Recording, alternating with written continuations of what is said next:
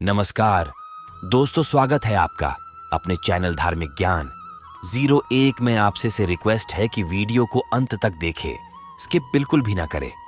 Video पसंद आए तो लाइक करें, साथ ही दोस्तों रिश्तेदार में शेयर एंड सब्सक्राइब जरूर करें, क्योंकि इससे हमें वीडियो बनाने का मोटिवेशन मिलता है। आज नमस्कार, आपका स्वागत है। वास्तु शास्त्र में सीढ़ियों के लिए महत्वपूर्ण नियम बताए गए हैं। घर का निर्माण करते समय सीढ़ियों के लिए सही स्थान का चुनाव करना बहुत आवश्यक होता है। वास्तु के अनुसार सही दिशा में सही स्थान पर बनाई गई सीढ़ियां हमें उन्नति की ओर ले जाती है। वह गलत दिशा में बनाई गई सीढ़ियां कई प्रकार के दोष निर्माण करती है। कई बार लोग सीढ़ियों के नीचे भी कुछ चीजें रख देते हैं, जिन्हें रखना बिल्कुल गलत होता है। सीढ़ियों पर चढ़ते समय हमारा मुख कौन सी दिशा में होना चाहिए, सीढ़ियों पर कौन सी चीजें रखनी चाहिए और कौन सी नहीं, घर के किन कक्षों के सामने सीढ़ियां नहीं होनी चाहिए, सीढ़ियों की संख्या कितनी होनी चाहिए, सीढ़ियों का आरंभ और अंत कैसा होना चाहिए, सीढ़ियों पर कौन से शुभ चिन्ह लगाने चाहिए, इन विषयों पर वास्तुशास्त्र में महत्वपूर्ण नियम बताए गए हैं। यदि सीढ़ियों से संबंधित कोई वास्तु दोष पहले से ही उपस्थित है तो उसे दूर करने के लिए भी वास्तुशास्त्र में उपाय बताए गए हैं, जिनके विषय में आज हम आपको जानकारी प्रस्तुत करेंगे, जिससे कि इन वास्तु दोषों से उत्पन्न होने वाली सभी समस्याओं का अंत हो और आपके जीवन में सुख समृद्धि एवं खुशहाली बनी रहे। तो चलिए जान लेते हैं सीढ़ियों से जुड़े महत्वपूर्ण वास्तु नियम। अगर आप चैनल पर नए हैं तो इसे सब्सक्राइब कर लीजिए, साथ ही वीडियो को लाइक करना ना भूलें। सबसे पहली बात, वास्तु शास्त्र के अनुसार भवन की सीढ़ियां पूर्व से पश्चिम अथवा उत्तर से दक्षिण की तरफ जाने वाली होनी चाहिए। दूसरी बात, ये बात हमेशा ध्यान में रखें कि सीढ़ियां जब पहली मंजिल की तरफ निकलती हो तो हमारा मुख उत्तर पश्चिम अथवा दक्षिण पूर्व की तरफ होना चाहिए।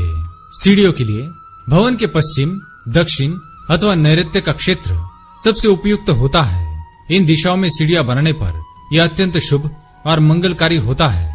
चौथी बात, भवन में सीढ़ियां कभी भी उत्तरी अथवा पूर्वी दीवार से जुड़ी हुई नहीं होनी चाहिए। इन दीवारों से सीढ़ियों की दूरी कम से कम 3 इंच होनी चाहिए। पांचवी बात, भवन के उत्तर पूर्व अथवा ईशान कोण में सीढ़ियां कभी नहीं बनवानी चाहिए। इस क्षेत्र में सीढ़ियां बनवाने से आर्थिक समस्याओं का सामना करना पड़ता है। छठी बात, घर के आग्नेय कोण में अर्थात दक्षिण और पूर्व के मध्य की दिशा में सीढ़ियों का निर्माण करवाना संतान के स्वास्थ्य पर बुरा प्रभाव डालता है।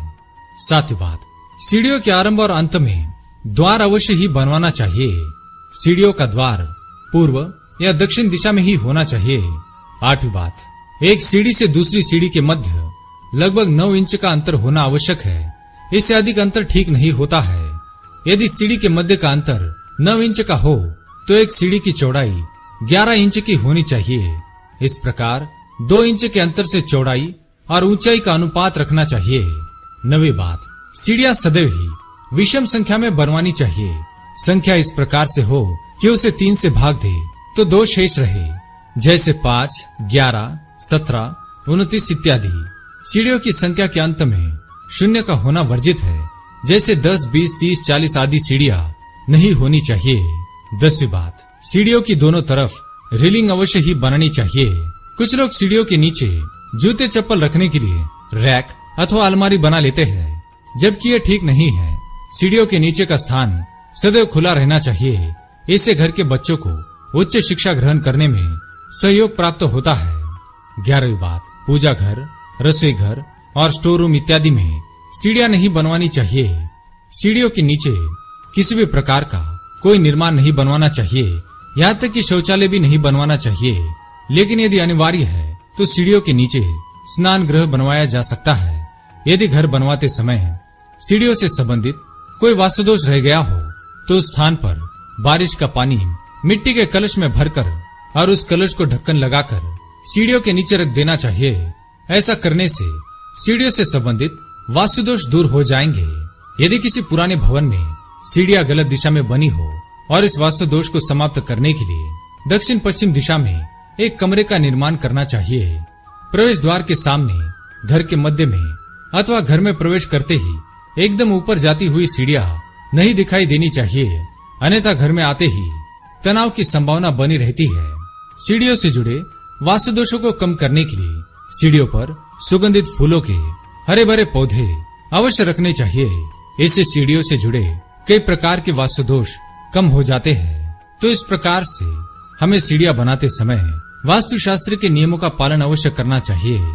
अगर ये जानकारी आपको अच्छी लगी तो वीडियो को लाइक जरूर करें और अपने परिवार के साथ शेयर करें। साथ ही चैनल को सब्सक्राइब करें और कमेंट में जय मां लक्ष्मी लिखना ना भूलें। धन्यवाद।